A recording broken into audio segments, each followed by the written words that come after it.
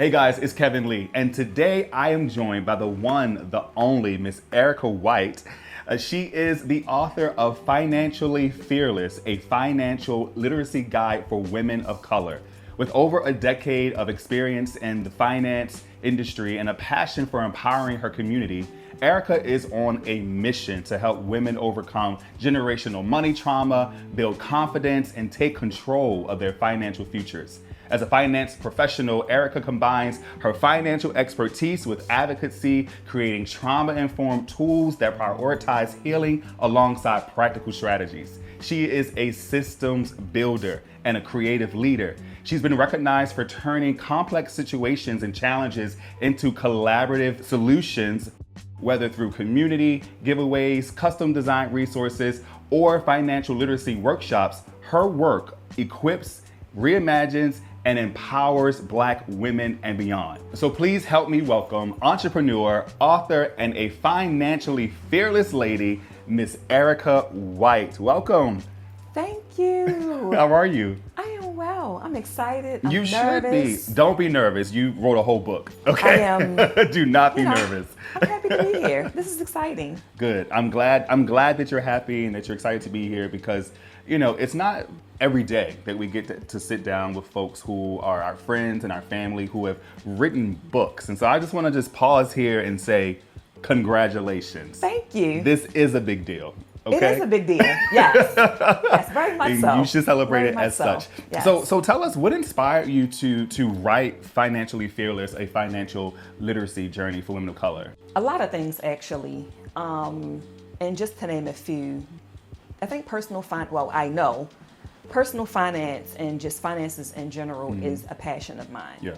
And I don't have really many passions. Okay. Like, if I could probably name one, like that would be it. Like one topic that I can talk about all day would definitely be finances. Okay. So I would definitely say that's one of my passions. Two, I think that, with the way of the world, the internet, like all of the information that's being provided, it's sometimes just say, hey, you need to save $5,000, but it doesn't necessarily give you the blueprint and how to actually do so. Or you need to, do this with your credit, or you need to invest in this, but it doesn't actually give you the material to actually do so. The last thing that I would say, which gave me the confidence or the reason to write the book, was I just wanted to give material to women that look like me. Yeah. Women that may not necessarily have, again, the tools that they need to sort of kind of build a future for themselves, for their family, and it's a conversation piece. Yeah. For me, for my friends, it's a conversation piece. So. I love that, and I love the title of the book, Financially Fearless, a financial literacy guide for women of color. When did you realize that you were not financially fearless? I think I've always, in some shape, form, or fashion, been just serious about personal finance. Even as a teenager, being out on my own. And one of my best friends, when we lived together, it was like, no, we're paying these bills on time in here. We're paying them on time. Like, no, we cannot be late. So I've always been cognizant of something around money. But I think actually when I bought my house was when it became more imperative for me to make sure that my finances were in order.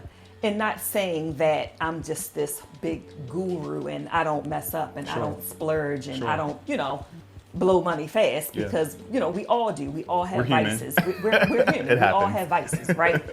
So for me, it was just, it's been stages of my life where it's like, do this one thing, then build to this, and then build. But if I have to give the overall picture, it would definitely be when I bought my house. And it was like, you have to, this is something that you have to maintain. So you have to have an income, you have to have a savings, you have to have, all of these buckets in case something happens, because you can't always depend on people, especially when something costs thousands of dollars. Because it's your house. Yes. It's your investment. It's Yes. your piece of real estate. It's your Yes. land, right? Yes. And so you have to steward your finances in a certain kind of way, because if something breaks, you can't call the leasing office. No. You have to actually Yes. be the one to fix it. And they want their money. Yeah, they want it right They away. want their money, Yeah, yes. every month at the same time, Yes, right? yes. No, I get that. And I love what you said. Like, you can go online and you can say, show me how to save $5,000, and perhaps there's a template out there. But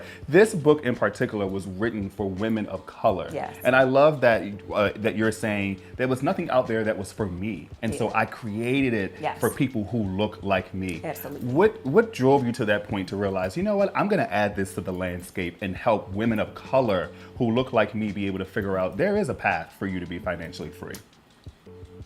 Not having a blueprint myself. Like, I've had several conversations where I have credited 2 people in my life that were very instrumental regarding my own personal finance path. But just imagining all the Black women out there that do work a job or are entrepreneurs, and they just don't have the necessary tools. Right.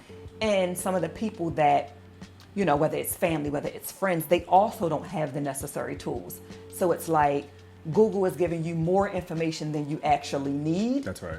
And then it's like, okay, I really don't want to go into a bank because maybe I don't have maybe I don't have the right questions. Maybe I'm not asking the right questions. Sometimes it's very situational, I think. And it's like, no, I just want to know, what are the steps for me to save $5,000? Like, what do I need to do? Like, how do I go about that? That's right. So it's very situational sometimes. And in a very practical way. Yes. You mentioned in the book that you grew up well-to-do. Your parents had a good amount of money, but it wasn't until you had to start managing money yourself that you were like, okay, what do I do with this money? And how do I make sure that I save it, I sustain it, I stretch it, Yes. whatever. So, talk a little bit about that, because I think that some people feel that when people reach a certain level of financial wealth, that they either may have come from money or they have it all together. But I'm curious about the person who's watching this who is like, I don't come from money, I make mistakes, I'm living paycheck to paycheck. Like, how would you educate them and guide them in the right direction to be ready to receive what you have in this book? I think for me, I've always had a resource. Like, my family has always been a resource, but not necessarily a resource on how to manage your money, not necessarily a resource on how to grow your money. Like, my dad is a serial entrepreneur, so he knows everything. Which is probably where you get it from, right? So he knows everything about running a business. Yeah. He knows everything about having money, right? But not necessarily was not able to teach me how you invest it properly. How do you save it properly for retirement? What are the right types of investments? Okay, yeah, I have a 401k at work.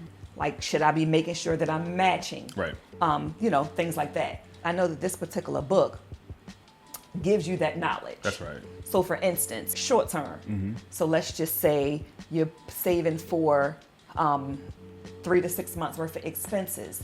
Then you should put that into a high yield savings account so it earns interest. Okay. So it's different types of information that you need and different pieces that you actually need that you just may not know. Right. Retirement, they have 401ks, they have IRAs. Do you need to put the match? My personal opinion, yes. Yeah. You should put the match. You should match what the company is right. providing.